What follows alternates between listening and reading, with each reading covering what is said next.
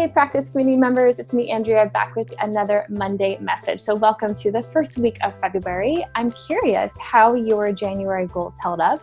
More importantly, how is your word of the year doing? I'd be interested to know. Pop a comment below. Let me know, is it so far the right word? If not, guess what? You're allowed to change it. So don't forget, these things are not meant to just be written in the journal and forgotten about. If you get a moment, take some space and reflect, and I picked the right compass for me for the year that I'm heading into. Okay, today I want to talk about a really important topic, something that I'm pretty firm on, and I may rub a few of you the wrong way when I say that I 1000% do not agree that you should ever trade your services. Ever, period, kaput. Do not do it.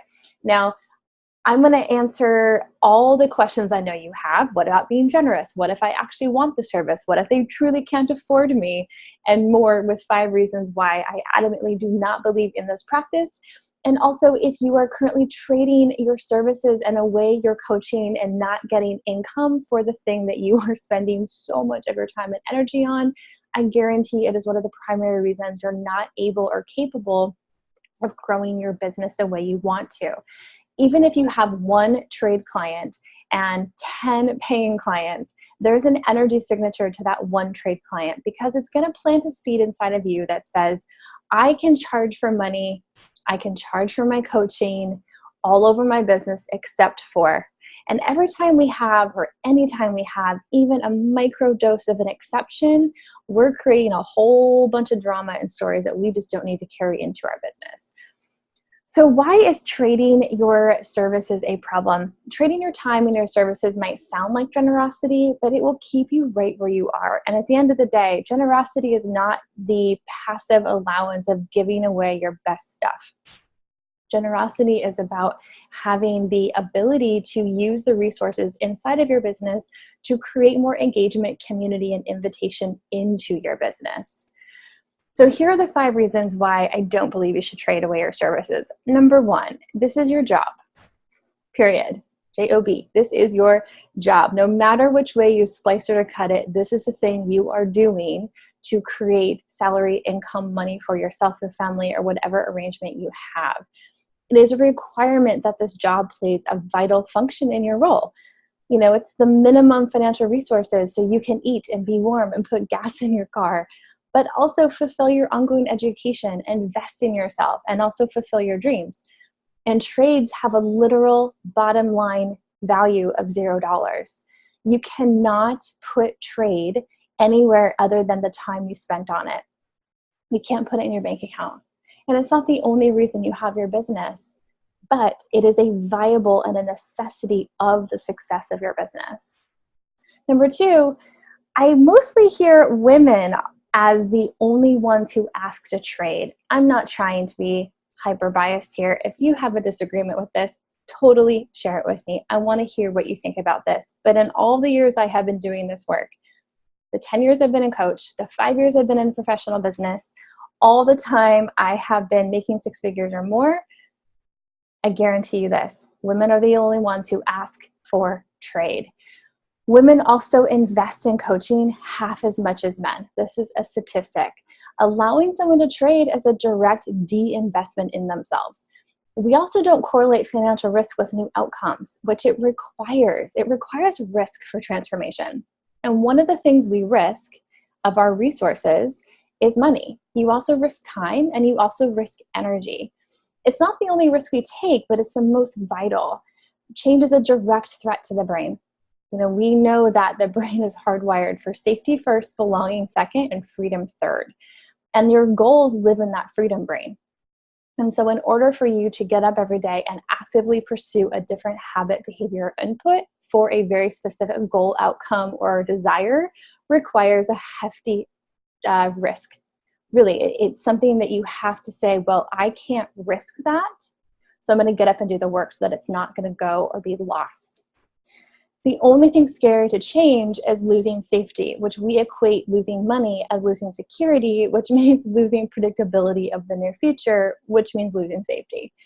This means the only thing riskier than change is losing money. So guess what happens when we quote unquote lose, which is really a way of saying when we invest or spend money we're uncomfortable spending? we have to change. Money makes transformation a requirement. A requirement. And so when you trade for your services, you have just disallowed that client from actually changing their life. Number 3, I love this quote or this phrase I hear frequently. I'm still not quite in a place of my business where I can afford the added cost. I hear you. I totally get it. But here's the translation.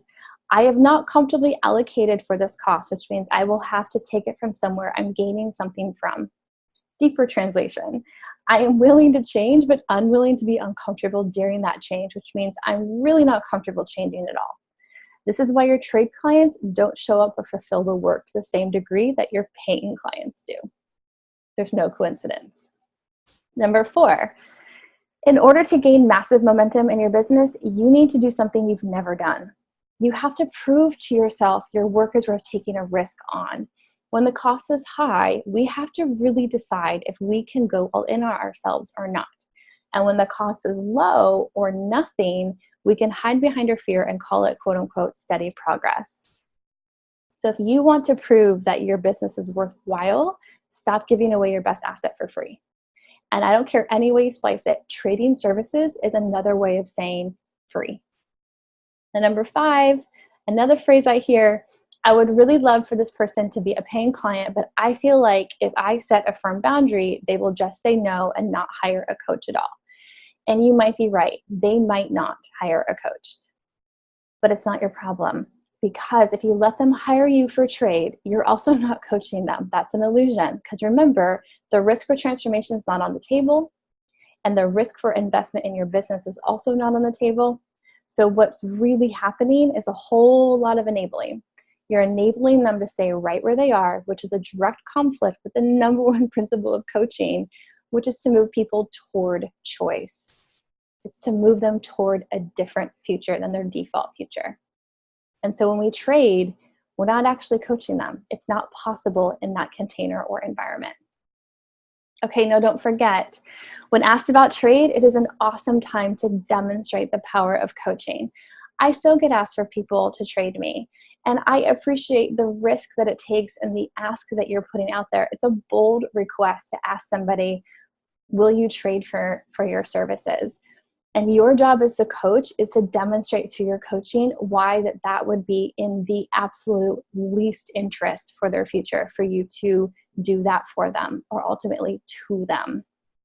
All right, your turn. If you're trading your services, don't be hard on yourself. Take a breath. I used to do it. I used to trade my services away all the time. This is why I'm so adamant about not doing it, because it was only damaging to my self-worth, my self-esteem, and ultimately the results my clients were not getting. And I knew that I was better than that, but I had to actively demonstrate I was better than that. Taking trade off the table is such an incredible boundary of self-esteem and doing what you say you do, which is actually create the right space in which people can transform their lives. So if you have trade clients, fulfill the agreement, and then when they're done, move on. And if you're thinking about trading for your services, go back and listen to today's message. Hopefully I have challenged you enough to rethink that idea. All right, guys, feel free to pop questions, comments, challenges, objectives, love phrase below.